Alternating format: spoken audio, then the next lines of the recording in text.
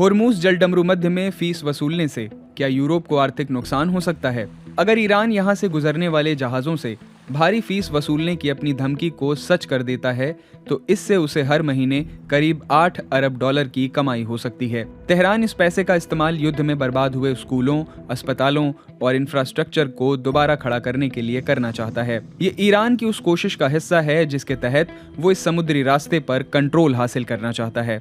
इस कमाई का एक हिस्सा ओमान के साथ भी बांटा जाएगा, जिसकी सीमा इस जलडमरू मध्य से लगती है। हालांकि ओमान ने आधिकारिक तौर पर इसकी पुष्टि नहीं की है, लेकिन इस तरह की फीस यूरोप के देशों के लिए बड़ी आर्थिक मुसीबत खड़ी कर सकती है। कई नेता पहले ही चेतावनी दे चुके हैं। किसी भी दूसरे समुद्री रास्ते की तरह होर्मुज स्ट्रेट भी पूरी इंसानियत के लिए एक सार्वजनिक संपत्ति है। इसका मतलब है कि यहाँ जहाजों की आवाजाही बिल्कुल फ्री होनी चाहिए। मैं फिर कहूँगा, नेविगेशन की आज़ादी हर हाल में तय होनी चाहिए।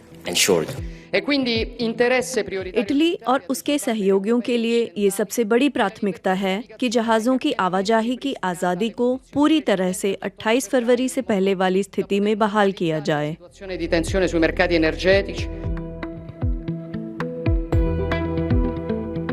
ये स्थिति ग्रीस को बड़ी मुश्किल में डाल सकती है। दुनिया में सबसे ज्यादा जहाज रखने वाले देशों में ग्रीस सबसे ऊपर है और 2022 में दुनिया भर के करीब 21% जहाजों पर उसी का कंट्रोल था। नतीजतन इस तरह का टैक्स ग्रीस को सबसे ज्यादा नुकसान पहुंचाएगा। कुल मिलाकर यूरोपीय संघ के लिए भी होर्मुज जलडमरू मध्य बहुत अहम है। EU का करीब 8.5% LNG इंपोर्ट इसी रास्ते से होता है और लगभग 40% जेट फ्यूल और डीजल का इंपोर्ट भी इसी रूट से जुड़ा है। होर्मुज जलडमरू मध्य संयुक्त राष्ट्र कन्वेंशन के अनुच्छेद 37 के तहत आता है, जो यहां से गुजरने के अधिकार की गारंटी देता है। किसी भी तरह की फीस इस अधिकार का उल्लंघन करेगी और एक खतरनाक मिसाल कायम करेगी, जिससे तट पर बसे दूसरे देशों को भी ट्रांजिट फीस लगाने का बढ़ावा मिलेगा।